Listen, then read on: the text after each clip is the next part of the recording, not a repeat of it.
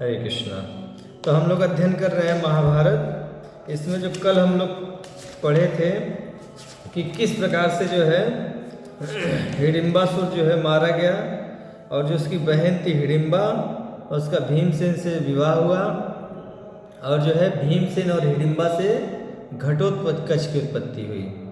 ठीक है, घटोत्कच को क्या आदेश दिया माता कुंती ने कि तुम जो है पांचों पांडवों के ज्येष्ठ पुत्र हो, इनमें से सबसे ज्येष्ठ पुत्र हो, तो जब समय आएगा तो तुम जो है इनकी रक्षा करना अपने भाइयों की, अभी जो आगे आने वाले हैं। ठीक है, तो बोला ठीक है।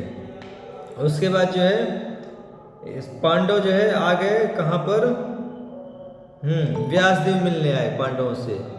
उन्होंने जो है एक चक्रा नगरी में जो है एक ब्राह्मण के यहाँ पांडवों को रुका दिया और बोला दोबारा जब तक मैं ना आऊँ तब तक यहीं पर रहो और निश्चिंत रहो, तुम लोग के जीवन में जो है बहुत सुख आने वाला है। ठीक है, बहुत सुख है तुम लोग के जीवन में, घबराओ मत। और तुम लोग अभी क्या, अभी तो अश्वमेघ यज्ञ, राजसूय यज्ञ ये सब करोगे तुम लोग। ठीक है, बस कुछ दिन की बात है, थोड़ा धैर्य रख लो। ठीक है, तो ये सब बातें हुई जब अब जो है वहाँ एक चक्रा नगरी में जो है रहने लगे पांडव और कुंती। वैशंपायन जी बोले कि युधिष्ठिर आदि पांचों भाई अपनी माता कुंती के साथ एक चक्रा नगरी में रहकर तरह तरह के दृश्य देखते हुए विचरने लगे। एक मिनट की आवाज गुज रही है, थोड़ा एक आध खिड़की खोल दूं।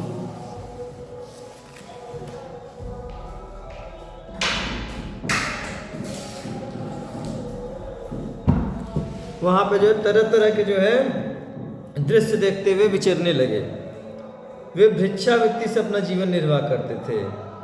नगर निवासी उनके गुणों से मुग्ध होकर उनसे बड़ा प्रेम करने लगे। ठीक है, जो नगर के निवासी थे वो मांगते तो भिक्षा थे, लेकिन भाई गुणवान तो गुणवान ही रहेगा, भले से भिक्षा मांगे वो। ठीक है, तो नगरवासी उनसे बड़ा प्रेम करने लगे मुग्ध होकर उनके गुणों से। वे सायंकाल होने पर दिन भर की भिक्षा लाकर माता के सामने रख देते। माता की अनुमति से आधा भीमसेन खाते थे, उसका आधा जो है जितना भी भिक्षा दिन भर में इकट्ठा करते थे आधा जो है भीमसेन खा जाते थे, और आधे में ये चार और माता कुंती, 5 लोग आधे में और आधा जो है भीमसेन अकेले। तो इस प्रकार से जो है भिक्षा का जो है सेवन करते थे लोग। एक दिन सब लोग तो भिक्षा के लिए चले गए, परंतु किसी कारणवश भीमसेन माता के साथ ही रह गए थे। उसी दिन ब्राह्मण के घर में करुण क्रंदन होने लगा। जिस ब्राह्मण के घर में पांडव रहते थे उस ब्राह्मण के घर में जो करुण क्रंदन होने लगा। ठीक है, सब रोने लगे। और उस दिन जो भीमसेन माता कुंती थी घर पर, ठीक है, वे लोग बीच बीच में विलाप करते और रोते जाते। विलाप का अर्थ क्या होता है, रोते रोते जब बोला जाता है, जैसे जब कोई व्यक्ति मर जाता है तो इस तरह कैसे आई हो दादा, हाँ, तो ये जो बोलते हैं इसको बोलते हैं कि विलाप करना। और रोना करते क्या, आंसू बहता है उसमें, ऊ ऐसे करके रोता है व्यक्ति। ठीक है, तो वो जो बीच बीच में क्या करते थे, विलाप करते थे, कुछ कुछ बोलते थे। यह सब सुनकर कुंती का सौहार्दपूर्ण हृदय दया से द्रवित हो गया। उन्होंने भीमसेन से कहा माता कुंती ने भीमसेन से कहा, बेटा हम लोग ब्राह्मण के घर में रहते हैं और ये हमारा बहुत सत्कार करते हैं। मैं प्रायः सोचा करती हूँ कि इस ब्राह्मण का कुछ न कुछ उपकार करना चाहिए।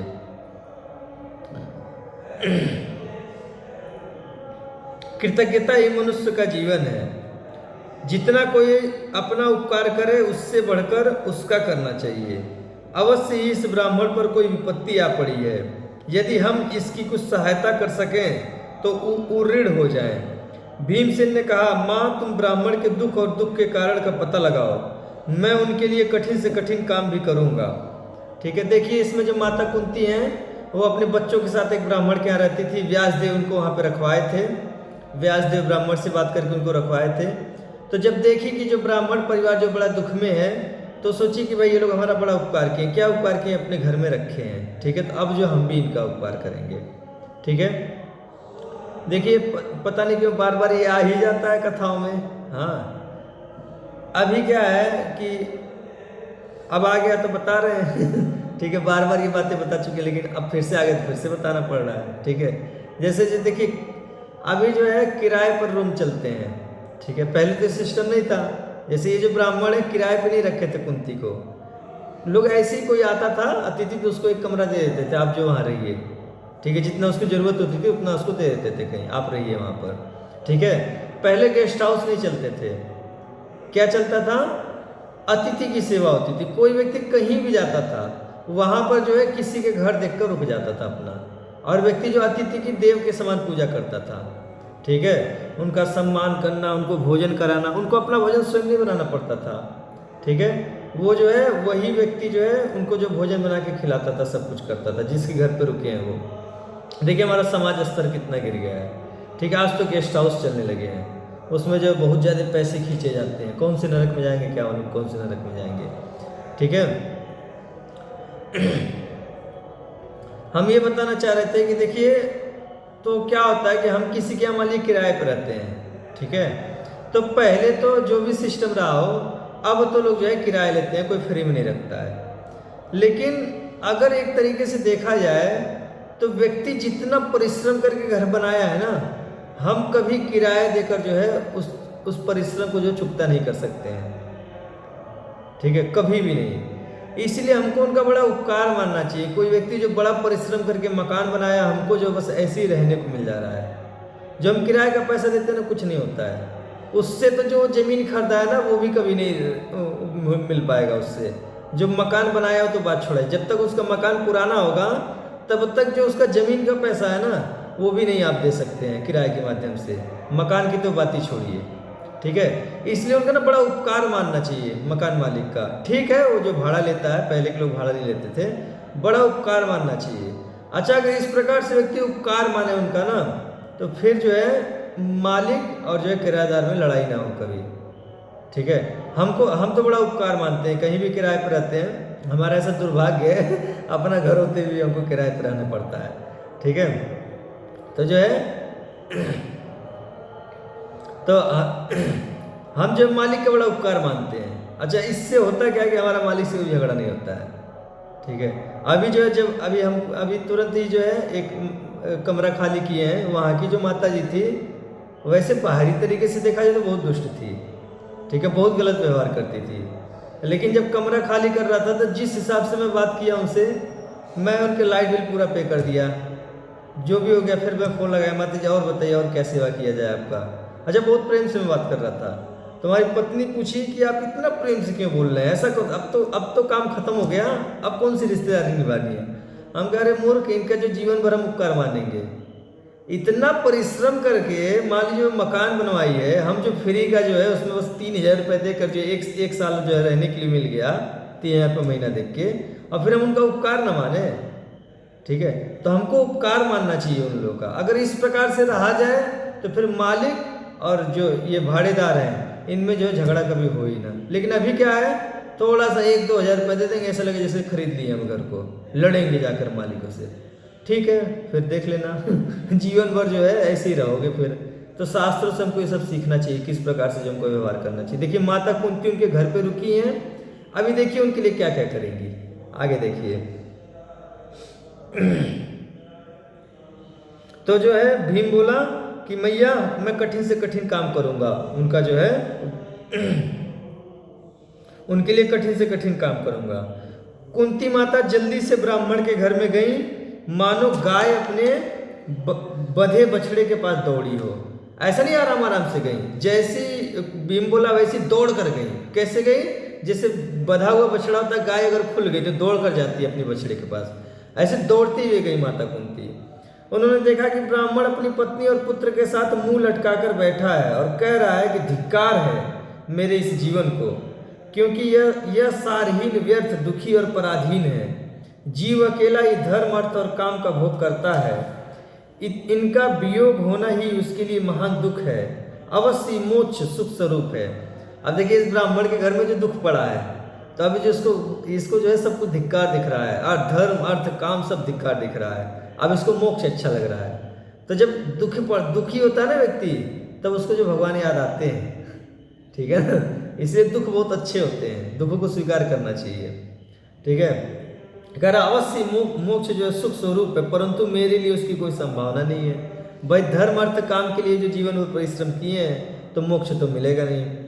इस आपत्ति से छूटने का न तो कोई उपाय दिखता है और न मैं अपनी पत्नी और पुत्र के साथ भाग ही सकता हूँ। तुम मेरी जितेंद्रिय एवं धर्मात्मा सहचरी हो। देवताओं ने तुम्हें मेरी सखी और सहारा बना दिया है। जो पत्नी होती है, शास्त्रों में ऐसा वर्णन आता है, अब पता नहीं दिखता तो है नहीं, लेकिन वर्णन आता है कि जो देवता जो होते हैं, जीव कोई किसी व्यक्ति का जो है परम मित्र के रूप में जो उसको पत्नी प्रदान करते हैं। ठीक है, मतलब किसी व्यक्ति का सबसे ज्यादा परम मित्र कौन होती है? उसकी पत्नी होती है। और पत्नी का जो परम मित्र कौन होता है? पति होता है। ठीक है, ये जो देवताओं द्वारा ये संबंध स्थापित किया जाता है। अब ऐसा लिखा तो है, लेकिन कहीं दिखाई तो देता नहीं हमको। ठीक है, लेकिन लिखा है, बता दिया आप लोग को, मतलब देवताओं द्वारा दिया जाता है। अच्छा, कहीं कहीं देखने में आता है वास्तव में जो है परम मित्र होते हैं। कभी कभी ऐसा होता है कि माँ बाप, हाँ भाई बंधु सब जो है किसी के खिलाफ हो जाते हैं, लेकिन पत्नी नहीं खिलाफ होती है। वो एकदम कदम से कदम मिलाकर चलती है। तो ऐसा देखा भी जाता है, लेकिन बहुत जगह नहीं, कहीं कहीं। ठीक है, मैंने मंत्र पढ़कर तुमसे विवाह किया है। तुम कुलीन, सिलवती और बच्चों की माँ हो। तुम सती, साध्वी और मेरी हितैषणी हो। राक्षस से अपने जीवन की रक्षा के लिए मैं तुम्हें अपने पास नहीं भेज सकता। एक्चुअली एक राक्षस के पास जाना था भोजन बनकर, तो पत्नी कह रही थी मैं जाऊंगी, तो पति बोला ना ना ना ना, मैं आपको नहीं भेज सकता हूँ उसके पास में। पति की बात सुनकर ब्राह्मणी ने कहा, स्वामिन, आप साधारण मनुष्य के समान शोक क्यों कर रहे हैं? एक न एक दिन सभी मनुष्यों को मरना ही पड़ता है, फिर इस अवश्यंभावी बात के लिए शोक क्यों किया जाए? पत्नी, पुत्र अथवा पुत्री सब अपने लिए ही होते हैं। आप विवेक के बल से चिंता छोड़िए, मैं स्वयं उसके पास जाऊंगी। पत्नी के लिए सबसे बढ़कर यही सनातन कर्तव्य है कि वह अपने प्राणों को निछावर करके पति की भलाई करे। पत्नी का सबसे बड़ा कर्तव्य क्या होता है? अपने प्राणों को भी न्यौछावर कर दे, लेकिन अपने पति की भलाई करे। मेरे इस काम से आप सुखी होंगे और मुझे भी परलोक में सुख तथा इस लोक में यश मिलेगा। पहले जो है व्यक्ति दो चीजों के लिए कार्य करता था। एक क्या, इस लोक में यश मिले, और जो है परलोक में क्या, सुख मिले। ठीक है, परलोक में सुख और इस लोक में यश, इसके लिए काम करता था। लेकिन अब व्यक्ति इसके लिए काम नहीं करता है। किस लिए काम करता है? बस कहीं से नोट मिल जाए, बस। ऐसा क्या होता है, एक लड़का है, यहाँ हमारे मंदिर में रहता है। ठीक है, रात दिन पढ़ता है। ठीक है, जैसे वो बोलता प्रभु जी घर पे जो बड़ा डिस्टर्बेंस होता है, तो प्रभु जी हमारे कहते ठीक है मंदिर में पढ़ा करो, रात दिन पढ़ता है। अच्छा, सुबह जो है, अभी भी गर्मी आ गया है, लेकिन पानी गर्मा के नहाता है। ठीक है, रात दिन पढ़ रहा है, 12वीं में है, उसको सब कुछ पढ़ाया गया है, लेकिन नोट के लिए पढ़ रहा है ना। देखिए उसकी बुद्धि नहीं चलती है। बाल्टी में इतना पानी भरा, उसमें जो राड डाला और जो स्विच ऑन कर दिया। राड जो है आधी डूबी हुई थी, आधा जो है जलकर लाल हो गया था। ठीक है, तो उसको हम बोले आपके पास इतनी बुद्धि नहीं है कि राड जो है पूरी पानी में डूबा होना चाहिए। बोले प्रभु जी हमको नहीं मालूम था। हम कहते देखो ये तो कक्षा 8 या कक्षा 9 में ही बता दिया जाता है कि बहुत ज़्यादा जो है अगर जो है किसी लोहे को गर्म कर दिया जाए तो जो पिघल जाएगा। ठीक है, लेकिन क्या पढ़ा होगा वो कहीं ना कहीं 9, 10, 11 में, कहीं ना कहीं 12 में तो पढ़ाई, अभी 12 का पेपर दे रहा है, तो कहीं ना कहीं पढ़ा होगा। लेकिन क्या पैसे के लिए पढ़ रहा है ना, बुद्धि नहीं चलेगी उसकी। ठीक है ना, पैसे के लिए पढ़ रहा है ना, बस पढ़ने उसको बस क्या है, पूरा दिमाग को फिक्स है कि पढ़ना, जाके परीक्षा में लिखना है। ठीक है, उसको जो है जीवन से कुछ लेना देना नहीं है। ठीक है, तो अभी के लिए सब लोग जो पैसे के लिए काम करते हैं तो उनकी बुद्धि चलती नहीं है बहुत ज़्यादा। ठीक है, लेकिन पहले के लोग पैसे के लिए काम नहीं करते थे। किसके लिए? इस लोक में यश, ठीक है, हमारा नाम हो, कोई जो हमको गाली न दे, सब हमारा सम्मान करें, सब लोग हमारी तारीफ करें, हमारे मरने के हजारों वर्ष तक हमारा नाम चले। ठीक है, हमारे मरने के हजारों वर्ष बाद तक भी जो हमारा नाम चले, हमारी कथाएं चले। ठीक है, और परलोक में सुख मिले, इसके लिए जो है कार्य करता था। मैं आपके धर्म और लाभ की बात कहती हूँ। जिस उद्देश्य से विवाह किया जाता है वह अब पूरा हो चुका है। विवाह का उद्देश्य क्या है? देखिए आगे क्या है। आप मेरे गर्भ से एक पुत्र और एक पुत्री, आपके मेरे गर्भ से एक पुत्र और एक पुत्री है। आप इन बच्चों का जैसा लालन पोषण कर सकते हैं वैसा मैं नहीं कर सकती हूँ। यदि आप नहीं रहेंगे तो मेरे प्राणेश्वर, मेरे जीवन सर्वस्व मैं कैसे रहूँगी और इन बच्चों की क्या दशा होगी। तो विवाह का बस एक ही है कि क्या करना है, पुत्र प्राप्ति की इच्छा से विवाह किया जाता है। कि जो है वंश आगे बढ़े। ठीक है, और कुछ नहीं होता है विवाह, भोग भोगने के लिए विवाह नहीं किया जाता है। लेकिन आज तो बस भोग भोगने के लिए ही विवाह हो रहे हैं। ठीक है,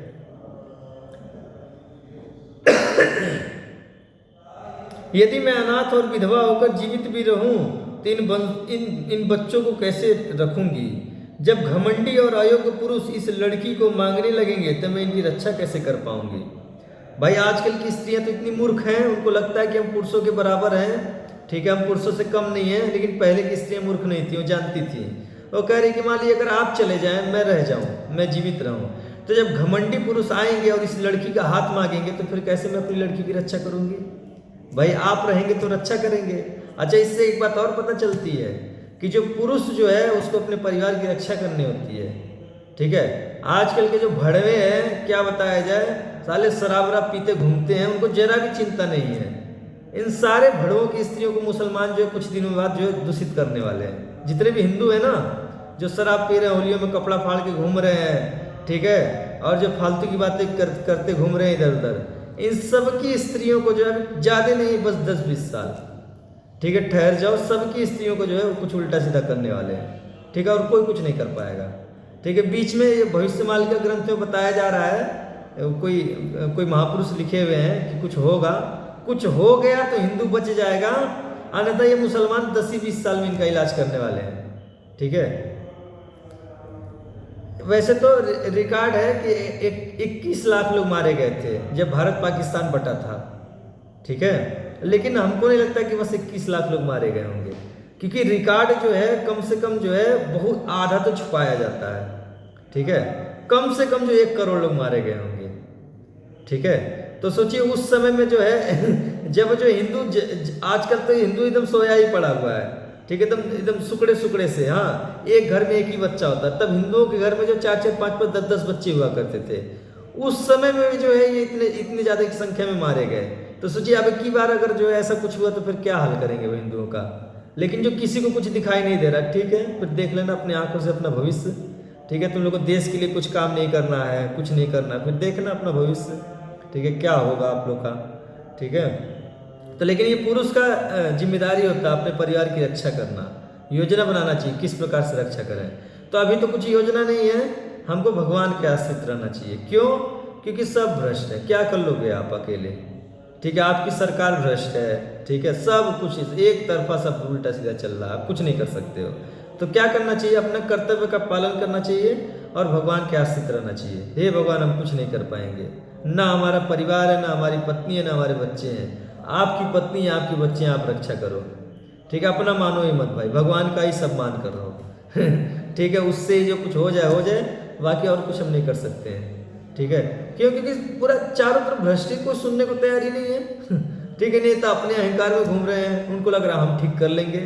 ठीक है, और जो है दुनिया भर की जो संस्थाएं बनी हुई हैं हिंदू धर्म की रक्षा करने के लिए, अपनी अकड़ में घूम रहे हैं। ठीक है, घूम लो भाई, अभी देखना आगे भविष्य में क्या होगा। ठीक है, तो ये जो बताई कि अयोग्य पुरुष जो इस लड़की के जब हाथ मांगेंगे, घमंडी और अयोग्य पुरुष, तो मैं इसकी रक्षा कैसे कर पाऊंगी? जैसे पक्षी मांस के टुकड़े पर झपटते हैं, वैसे ही दुष्ट पुरुष विधवा स्त्री पर झपटते हैं। कोई विधवा स्त्री होती है ना, उसका जीवन बड़ा संघर्ष में होता है। इसीलिए पहले की स्त्रियां सती बन जाती थी, क्योंकि उनको ज्ञान होता था कि जैसे पक्षी मांस पर झपटते हैं, वैसे ही दुष्ट पुरुष जो है विधवाओं पर झपटते हैं। ठीक है, मैं भला वैसा जीवन कैसे बिता सकूंगी? इस कन्या को हम आज तक नहीं देखे हैं कोई विधवा स्त्री हो और जो शुद्ध बची रह गई हो। आज तक हमारे बहुत ऐसे वृद्धावस्था में अगर विधवा हुई है तब तो भाई वो सती रह जाती है। लेकिन अगर यंग उम्र में अगर कोई स्त्री विधवा हो गई और जो शुद्ध रह गई हो, हम नहीं देखे आज तक। कोई और देखा हो। ठीक है, इसीलिए पहले जो स्त्रियां जो सती होती थी, पति मर गया उसके साथ ही जो चली जाती थी। हाँ, कौन भाई यार है, दुष्टों का समाज है ना, पुरुष बड़े कुत्ते होते हैं। ठीक है, पुरुषों को समझाए, इतने बहुत ज़्यादा कुत्ते होते हैं। ठीक है, इनका इलाज यमराज जी करते हैं और कोई नहीं कर पाता है। ठीक है, तो इसीलिए पहले की स्त्रियां होशियार थी, वो जो पति के साथ ही सती हो जाती थी। मैं भला वैसा जीवन कैसे बिता सकूंगी? इस कन्या को मर्यादा में रखना, और बच्चे को सद्गुणी बनाना मुझसे कैसे हो सकेगा। आपके वियोग में मैं न रहूंगी और आपके तथा मेरे बिना इन बच्चों का नाश हो जाएगा। आपके जाने से हम चारों का विनाश हो जाएगा। इसीलिए आप मुझे भेज दीजिए। स्त्रियों के लिए यह बड़े सौभाग्य की बात है कि अपने पति से पहले ही परलोकवासिनी हो जाए। मैंने सब कुछ छोड़ दिया है, पुत्र और पुत्री भी। मेरा जीवन आपके लिए निछावर है। स्त्री के लिए यज्ञ, तपस्या, नियम और दान से भी बढ़कर है कि अपने पति का प्रिय और हित। मैं जो कुछ कह रही हूँ वह आपके और इस वंश के लिए हितकारी है। इस लोक में स्त्री, पुत्र, मित्र और धन आदि का संग्रह आपत्ति से रक्षा के लिए किया जाता है। आपत्ति के लिए धन की रक्षा किया जाता है और धन खोकर भी पत्नी की रक्षा करें तथा पत्नी और धन दोनों को खोकर आत्मकल्याण का संपादन करें। यह भी संभव है कि स्त्री को और देखिए ये महिला इतनी ज्यादा बुद्धिमान है ये बुद्धि लगा रही है कि भाई ऐसा भी तो हो सकता है, स्त्री जो अवध्य होती है, कोई जो स्त्रियों को वध नहीं करता है, तो हो सकता है ये राक्षस जो है मुझे छोड़ दे, भाई जो अन्न खा ले, भैंसा खा ले और मुझे छोड़ दे, ठीक है। लेकिन आप जाएंगे तो आपको जरूर मार कर खाएगा वो, ठीक है। इसीलिए जो है आप जो है मुझे ही जाने दीजिए। अब मुझे करना ही क्या है, अच्छे पदार्थ भोग लिए, धर्म कर्म कर लिए, पुत्र भी हो चुके, मेरे मरने में दुखी क्या है। मेरे मर जाने पर आप तो दूसरा विवाह भी कर सकते हैं, क्योंकि पुरुष के लिए अधिक विवाह धर्म नहीं है। एक पुरुष के लिए अधिक विवाह धर्म नहीं है, लेकिन पुरुष के लिए अधिक विवाह धर्म है, ठीक। अब इसमें झगड़ा नहीं करना चाहिए। अब ये सृष्टि ऐसी हुई है, कभी कभी भगवान ऐसी भी सृष्टि कर देते हैं कि उसमें जो एक स्त्री अधिक पुरुषों से विवाह कर सकती है, लेकिन पुरुष एक स्त्री से विवाह करेगा, ठीक है। तो ये सृष्टि का नियम है, इसमें झगड़ा नहीं करना। अच्छा, इसमें फैक्ट भी है, मैं आप लोगों को बता रहा हूँ। देखिए, अगर गर्भ में बच्चों को ना मारा जाए ना, लड़कियों को ना मारा जाए, तो लड़कियों की ही संख्या अधिक होगी, ठीक है। मैं गिना दे रहा हूँ, अभी गिनवा दूंगा। राहुल प्रभु, आपके कितने लड़के कितनी लड़कियां हैं? एक लड़की एक लड़का। चलो, एक लड़का एक लड़की, ठीक है। ऋषिकेश प्रभु, आपकी एक लड़की है, ठीक है, तो लड़की तो हो गई, लड़का एक हो गया। रविंद्र प्रभु, आपके कितने लड़के कितनी लड़की हैं?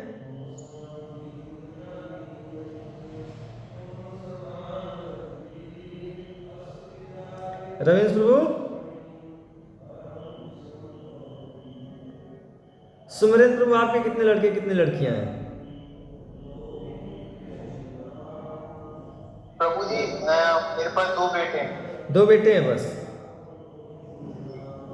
लड़कियां नहीं है? नहीं प्रभु जी। ठीक है, तो भाई लड़के हो गए 3, लड़की हो गई 2, ठीक है। अच्छा, ऋषिकेश प्रभु की एक लड़की है।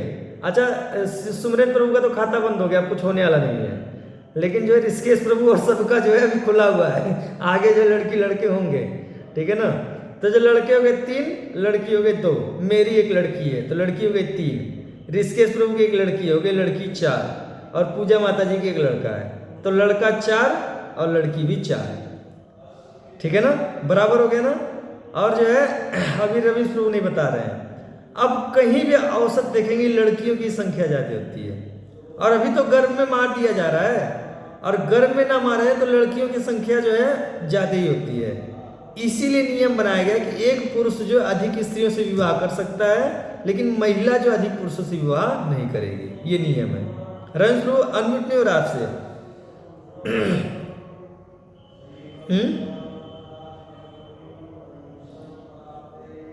ठीक है, म्यूट नहीं कर पाते, अनम्यूट नहीं कर पाते हैं वो शायद।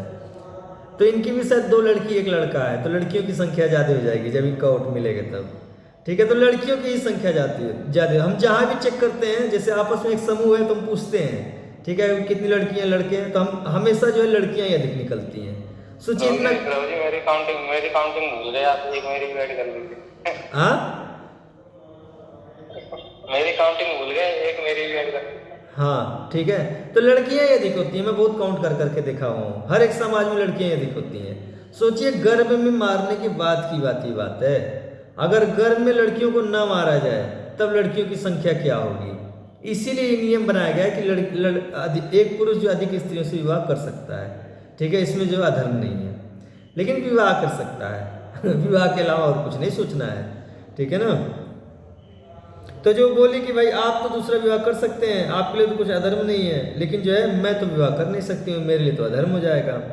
ठीक है, तो यह सब सोच विचार कर आप मेरी बात मानिए और इन बच्चों की रक्षा के लिए आप स्वयं रह जाइए और मुझे उस राक्षस के पास भेजिए। स्त्री के ऐसा कहने पर ब्राह्मण ने उसे अपनी छाती से लगा लिया और उसकी आंखों से आंसू गिरने लगे। माँ बाप की दुख भरी बात सुनकर कन्या बोली। अब जो उसकी लड़की थी वो बोल पड़ी, आप दोनों दुखार्त होकर क्यों अनाथ के समान रो रहे हैं? देखिए, धर्म के अनुसार आप दोनों मुझे एक न एक दिन छोड़ ही देंगे, इसलिए आज ही मुझे छोड़कर अपनी रक्षा क्यों नहीं कर लेते? लोग संतान इसीलिए चाहते हैं कि वह हमें दुख से बचावे। इस अवसर पर आप लोग मेरा सदुपयोग क्यों नहीं कर लेते? आपके परलोकवासी हो जाने पर मेरा यह प्यारा प्यारा छोटा भाई नहीं बचेगा, वो छोटा सा है अभी। तोतली बोली बोलता है, माँ बाप और भाई की मृत्यु से आपकी वंश परंपरा का उच्छेद हो जाएगा। और लड़की बोली, मान लीजिए अगर आप मर गए तो छोटे भाई को मैं तो बचा नहीं पाऊंगी, ये मर जाएगा। ठीक है, और आपके जो वंश परंपरा का उच्छेद हो जाएगा। तो इसीलिए जो है आप क्या कीजिए, आप लोग रहिए, मैं जाऊंगी राक्षस के पास में, मैं ही राक्षस के पास जाकर इस वंश की रक्षा करूंगी, इससे मेरा लोक परलोक दोनों बनेंगे। कन्या की यह बात सुनकर माँ बाप दोनों रोने लगे। कन्या भी बिना रोए न रह सकी। देखिए, पहले जब शास्त्रों का ज्ञान होता था परिवार में तो लोग जो है कितना प्रेम करते थे एक दूसरे से, अपने कर्तव्यों का कितना बोध रहता था, एक दूसरे के लिए मरने के लिए तैयार रहते थे। अब जो एक दूसरे को मारने के लिए तैयार रहते हैं। ठीक है, फिर भी जो है शास्त्र को जो है हम अपने बीच में नहीं ला रहे हैं। ये सब शास्त्र से ही होता था। ये जो पहले जो घरों में इतनी खुशियाँ होती थी, इतने लोग मर्यादा में रहते थे, ये सब शास्त्र का ही कमाल था। ठीक है, सब लोग शास्त्र पढ़ते थे, कथाएं सुनते थे, इसीलिए जो सब लोग इतने संस्कारी होते थे। अभी हमारे समाज में क्या है, बस शास्त्र नहीं है, इसीलिए सब उत्पात मचा हुआ है। किसी के भी जीवन में शास्त्र ने एंट्री किया, उसके जीवन से दुख गायब। ठीक है, सबको रोते देखकर नन्हा सा ब्राह्मण शिशु मिठास भरी तोतली वाणी से कहने लगा, पिताजी माताजी बहन मत रो। प्रत्येक के पास जाकर वह यही कहने लगा कि उसने एक दिन एक तिनका उठाकर हंसते हुए कहा, मैं इसी से राक्षस को मार डालूंगा। छोटा सा था, एक तिनका उठाया, बोला मम्मी पापा आप रो मत, मैं इसी से उस राक्षस को मार डालूंगा। बच्चे की बात से उस दुख की घड़ी में भी तनिक प्रसन्नता प्रस्फुटित हुई। सब लोग जो थोड़ा सा हंसे बच्चे की बात सुनकर। कुंती यह सब कुछ देख सुन रही थी, वे अपने को प्रकट करने का अवसर देखकर पास चली गई। वो लोग जब थोड़ा सा हंसे तो कुंती माता जाकर उनके पास में खड़ी हो गई। ठीक है, और मूर्तों पर मानो अमृत की धारा उड़ेलते हुए बोली, ब्राह्मण देवता आपके दुख का क्या कारण है? उसे जानकर यदि हो सकेगा तो मिटाने की चेष्टा करूंगी। ब्राह्मण ने कहा, तपस्विनी आपकी बात सज्जनों के अनुरूप है, परंतु मेरा दुख मनुष्य नहीं मिटा सकता। इस नगर के पास ही एक बक नाम का राक्षस रहता है। उस बलवान राक्षस के लिए एक गाड़ी अन्न तथा 2 भैंसे प्रतिदिन दिए जाते हैं। जो मनुष्य लेकर जाता है उसे भी वह खा जाता है। प्रत्येक गृहस्थ को यह काम करना पड़ता है, परंतु इसकी बारी बहुत वर्षों बाद आती है। जो उससे छूटने का यत्न करते हैं वह उनके सारे कुटुंब को खा जाता है। अगर कोई मान लीजिए जिसका पारी है, एक नगर है, वहाँ पर एक राक्षस है, नियम सेट कर दिया गया है कि भाई तुम अपने स्थान पे रहो। ठीक है, आपको प्रतिदिन एक गाड़ी अन्न, 2 भैंसा और जो आदमी लेकर आएगा उसको आप खा जाना। ठीक है, और हर दिन जो है एक अलग अलग व्यक्ति का नंबर आता है। तो मान लीजिए जो 1 लाख घर में है तो भाई कभी न कभी किसी घर का नंबर आएगा ही। तो अब की बार जो इस ब्राह्मण के घर का नंबर आ गया है। ठीक है, अच्छा अगर कोई नहीं गया अन्न लेकर तो राक्षस क्रोध में आता है, उसके पूरे परिवार को खा जाता है। अच्छा, यहाँ का राजा थोड़ी दूर वेत्र की गृह नामक स्थान में रहता है, वह न्यायी हो गया है और इस विपत्ति से प्रजा की रक्षा नहीं करता है। राजा जो है अगर प्रजा की हर प्रकार से रक्षा नहीं करता तो अन्यायी कहा जाता है। ठीक है, ये राजा का कर्तव्य होता है कि प्रजा का जो है हर प्रकार से रक्षा करे। आज हमारी बारी आ गई है, मुझे उसके भोजन के लिए अन्न और एक मनुष्य देना पड़ेगा। मेरे पास इतना धन नहीं है कि किसी को खरीद कर दे दूं और अपने सगे संबंधियों को देने की शक्ति नहीं है। अच्छा, एक समस्या है, इन बेचारों के पास अन्न भी नहीं है। भाई खुद जाना है वो तो बात ठीक है, न गाड़ी है, न अन्न है, न भैंसा है, कुछ नहीं है इनके पास में। और ना इनके पास, इनके जो संबंधी हैं उनके पास भी ऐसी स्थिति नहीं है कि वो जो उनसे मांग कर देते हैं। बेचारे बड़ी बड़ी मुसीबत में है ये सब। अच्छा देखिए, राजा जो है प्रजा की रक्षा करने के लिए होता है। आजकल के राजा जो है प्रजा का ही जो है नाश कर रहे हैं। 2 4 10 लोग हैं मिलकर जो है पूरे दुनिया में हाहाकार मचा रखे हैं। ठीक है ना? हाँ, ठीक है। जो अभी जो है इतना लड़ाई और इतने बम फूट रहे हैं, लेकिन कोई मीडिया वाले बता नहीं रहे कितने लोग मर रहे हैं। लेकिन हमारा अनुमान है कि एक बम विस्फोट में कम से कम जो है, नहीं बोले तो जो है 10-20 लोग तो मारे ही जाते होंगे। ठीक है।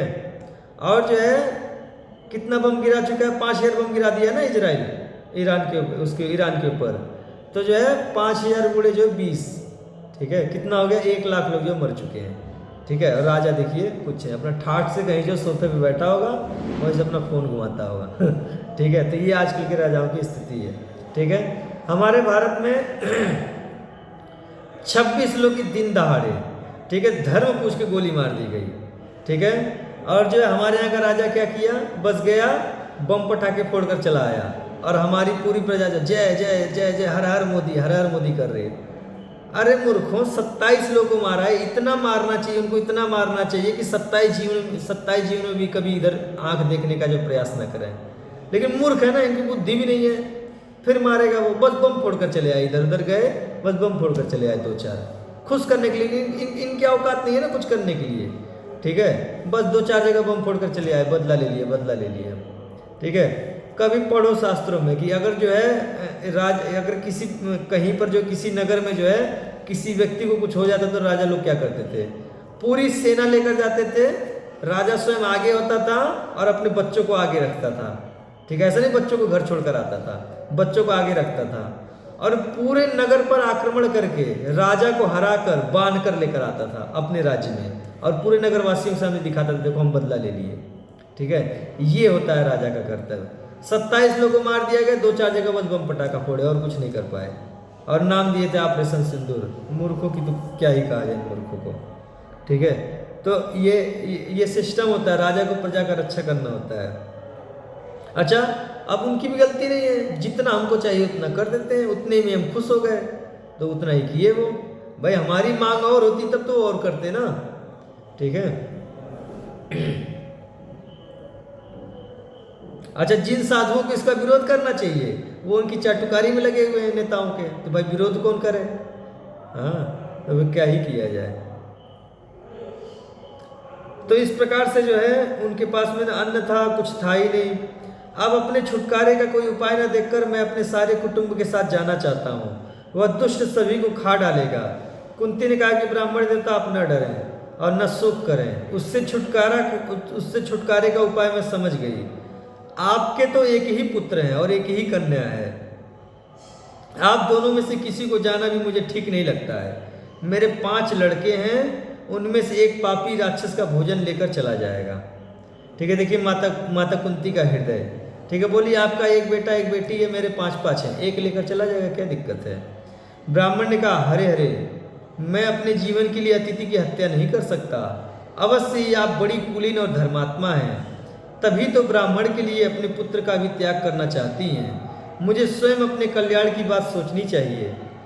आत्मवध और ब्राह्मण वध के विकल्प में मुझे तो आत्मवध ही श्रेयस्कर जान पड़ता है। ब्रह्म हत्या का कोई प्रायश्चित नहीं है। अनजान में भी ब्रह्म हत्या करने की अपेक्षा अपने को नष्ट कर देना उत्तम है। मैं अपने आप तो मरना नहीं चाहता नहीं, दूसरा कोई मुझे मार डालता है तो इसका पाप मुझे नहीं लगेगा। अच्छा, कोई व्यक्ति जो अपने आप से भी अगर अपने आप को मारता है तो उसका भी पाप लगता है, उसको प्रेत योनि मिलती है, दंड। जो व्यक्ति जो सुसाइड करते हैं उनको उसका दंड दिया जाता है। क्यों?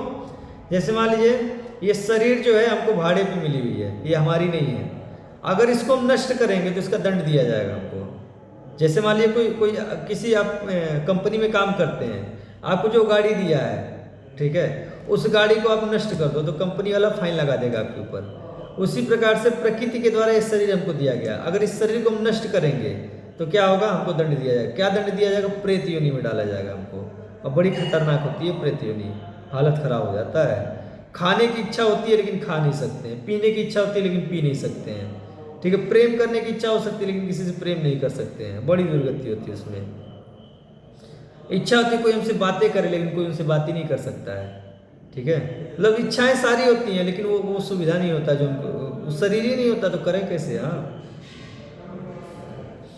चाहे कोई भी हो, जो अपने घर आया, शरण में आया, जिसने रक्षा की याचना की, उसे मरवा डालना बड़ी निशंसता है। आपत्ति काल में भी निंदित और क्रूर कर्म नहीं करना चाहिए। मैं स्वयं अपनी पत्नी के साथ मर जाऊं यह श्रेष्ठ है, परंतु ब्राह्मण वध की बात तो मैं सोच भी नहीं सकता। कुंती ने कहा कि ब्राह्मण, मेरा भी यह दृढ़ निश्चय है कि ब्राह्मण की रक्षा करनी चाहिए। मैं भी अपने पुत्र का अनिष्ट नहीं चाहती हूँ, परंतु बात यह है कि राक्षस मेरे बलवान, मंत्र सिद्ध और तेजस्वी पुत्र का अनिष्ट नहीं कर सकता। वह राक्षस को भोजन पहुंचाकर भी अपने को छुड़ा लेगा, ऐसा मेरा दृढ़ निश्चय है। अब तक न जाने कितने बलवान और विशालकाय राक्षस इसके हाथों से मारे गए हैं। अच्छा, हमको अगर ऐसा कोई आश्वासन, हम कहेंगे अरे यार ठीक है, बहुत बढ़िया, काम बन गया हमारा, छुट्टी, ठीक है। लेकिन वो ब्राह्मण ऐसा नहीं था। क्या बोला?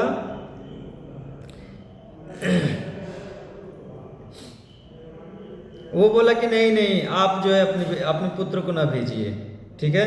तो बाद में माता कुंती बोली है कि अरे आप घबराइए मत, मेरा बेटा मार देगा, आप चिंता मत कीजिए, बस अब एक काम कर दीजिएगा कि जो है आप इसकी सूचना किसी को मत दीजिएगा हमारे बेटे के बारे में, नहीं तो लोग फिर क्या करेंगे, उससे जो है विद्या सीखने के लिए उसको तंग करेंगे कि हमको भी सिखाइए, हमको भी सिखाइए। हाँ, कुंती की बात से ब्राह्मण परिवार को प्रसन्नता हुई। कुंती ने ब्राह्मण के साथ जाकर भीमसेन से कहा कि तुम यह काम कर दो। भीमसेन ने बड़ी, अच्छा वो तो ताक में रहता है भीमसेन कि माता और भाइयों का आदेश मिले और जो किसी का चीर फाड़ किया जाए, ऑपरेशन किया जाए, ठीक है।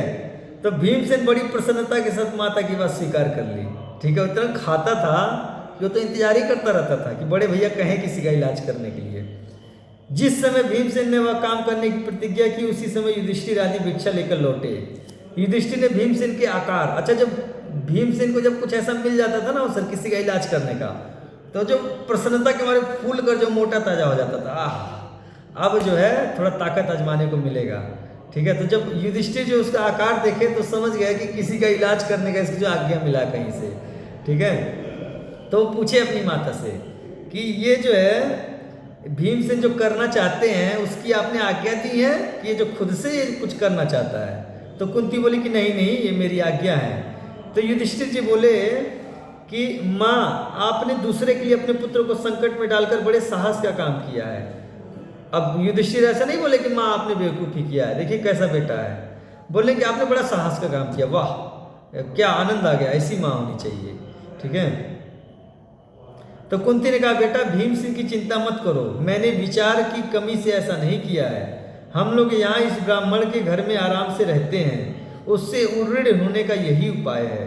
मनुष्य जीवन की सफलता इसी में है कि वह कभी उपकारी के उपकार को न भूले, उसके उपकार से भी बढ़कर उसका उपकार कर दे। भीमसेन पर मेरा विश्वास है। क्यों विश्वास है? क्योंकि जब पैदा हुआ था भीमसेन, तो जब एक बार एक शेर जो है दहाड़ा, तो माता कुंती उठकर भागी, जैसे उठकर भागी वैसे ही जो है भीमसेन एक पत्थर पर गिरा, तो क्या हुआ, भीम को चोटने लगी, वो पत्थर ही चूर चूर हो गया अभी जन्म लिया था और जो है पत्थर चूर चूर हो गया। तो माता कुंती को ये बात भरोसा थी, और अब पीछे भी हिडिंबा को मारा, ये हिडिंबासुर को, ठीक है। तो उनको पूरा भरोसा था ये जो है इस जो राक्षस का जो है इलाज करेगा, ठीक है। युधिष्ठिर बोले माता, आपने जो कुछ समझ बूझ कर किया वह सब उचित है। अवश्य भीमसेन राक्षस को मार डालेंगे, क्योंकि आपके हृदय में ब्राह्मण की रक्षा के लिए विशुद्ध धर्म भाव है। किंतु ब्राह्मण से यह अवश्य कह देना चाहिए कि नगरवासियों को यह बात मालूम न होने दें, ठीक है। तो नगरवासी जो परेशान करेंगे, हमको भी सिखाइए, हमको भी ज्ञान दीजिए। हाँ, अब जो है बकासुर का वध होगा, ठीक है। वैशंपायन जी कहते हैं कि जन्मेजय कुछ रात बीत जाने पर, रात बीत गई, भीमसेन राक्षस का भोजन लेकर बकासुर के वन में गए और वहाँ उसका नाम ले लेकर पुकारने लगे, बोले बकासुर बाहर आ जा, ठीक है। अब जो है एकदम क्रोधित हो गया, अरे आज तो सब विनम्रता से आते थे गाड़ी में अन्न लेकर और जो है चुपचाप से उनको खा जाता था, ये कौन आ गया जो हमको ललकार के बुला रहा है। अच्छा, उसका जो है शरीर का वर्णन किया जा रहा है, अच्छा उसका कैसा था, उसकी जो है विशाल काय था, बहुत बड़ा था, ठीक है। और उसकी जो वेगवान और बलशाली था, वो मतलब बहुत तेज भागता था और बलशाली भी खूब था। ऐसे कुछ लोग होते हैं मोटे तगड़े होते हैं लेकिन बलशाली नहीं होते हैं और वेगवान नहीं होते हैं। खूब मोटा तगड़ा था और वेगवान भी था और जो बलशाली भी था। उसकी आंखें लाल और जो दाढ़ी थी वो भी जो लाल थी, दाढ़ी मूंछ भी लाल थी। कान उसके नुकीले थे। हम लोग के कैसे होते हैं, नुकीले नहीं होते। राक्षसों के कान जो ऐसे नुकीले होते हैं, ऐसे पूरा नीचे तक आए होते हैं, पूरा ऐसे वी टाइप के होते हैं। अच्छा, मुंह जो है कान तक सटा था। ये जो मुंह है उसका पूरा इतना बड़ा था कि यहाँ कान तक सटा हुआ था। बड़ा डर लगता था देख के उसको। भीमसेन की आवाज़ सुनकर वो जो तमतमा उठा। अच्छा आया, जब आया देख रहा, अरे ये तो भीमसेन जो हमारे ही माल खा रहा है। वो भीमसेन जो गाड़ी में अनाज भर के लाया था, सोचा कि भाई एक काम करते हैं, बहुत दिन से ढंग का भोजन नहीं मिला है, पहले जो इस भोजन को ही चट करते हैं। भीम का एक नाम क्या था, वृकोदर, क्योंकि बहुत ज़्यादा अधिक खाते थे इसलिए उनका नाम था वृकोदर। ठीक है, मतलब जिसका उदर बढ़ा हुआ हो। तो सोचा भाई एक काम करते हैं, पहले इस गाड़ी में जो राशन है उसको ही खाते हैं, ठीक है, बाद में जो राक्षस को मारेंगे। तो राक्षस देखा, रहे ये तो जो मेरा माल खा रहा है, ये कौन आ गया ये। तो वो जो है गुस्सा के आया और 2 घूंस मारा भीम को। भीम जो है डटे रहे, चुपचाप से खाते रहे, बोले खा लूँ तब तेरा इलाज करता हूँ। अच्छा, और भी बड़ा नुकसान किया भीम का। भीम कुछ नहीं बोले, खाए और पहले डकार मारे बढ़िया से। उसके बाद पकड़े उसको उस राक्षस को, और क्या किए,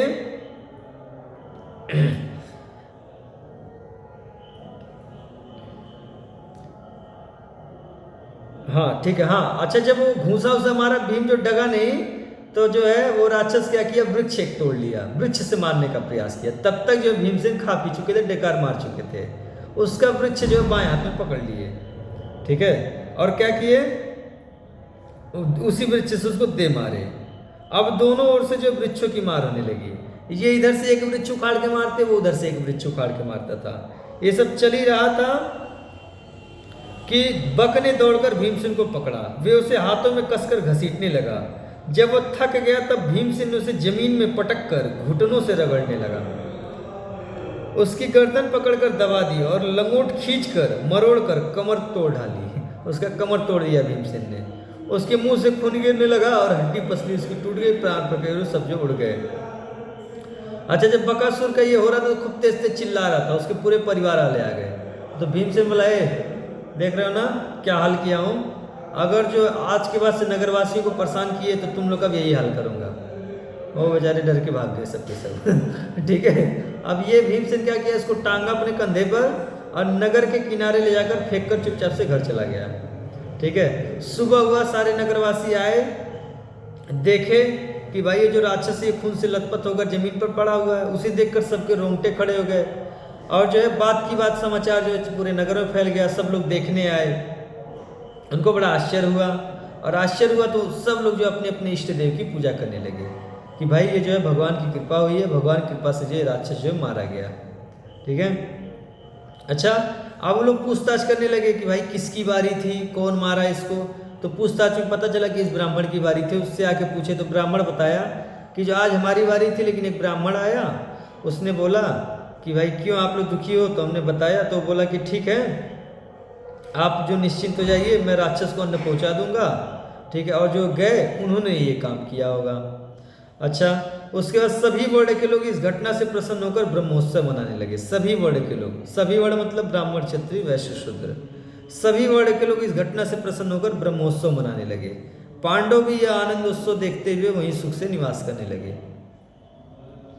अब जो है ये मारा गया, बकासुर मारा गया, सब कुछ हो गया।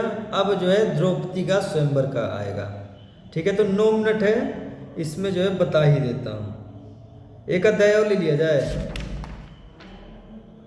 आप लोग बताइए, एक अध्याय और ले लिया जाए, छोड़ दिया जाए, कल पढ़ा जाए।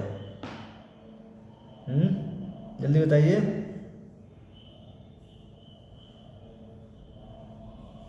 एक लोग बताइए भाई क्या किया जाए, एक अध्याय लिया जाए कि बस रहने दिया जाए।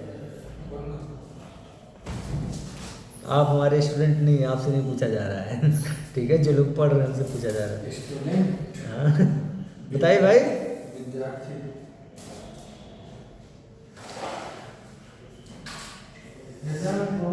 ठीक है, तो आज जो यहीं तक रखेंगे। किसी की आवाज़ नहीं आ रही है तो किसी का कोई प्रश्न हो तो पूछ लीजिए। हमारा प्रश्न जगत गुरु श्रील प्रभुपाद की जय। आप तो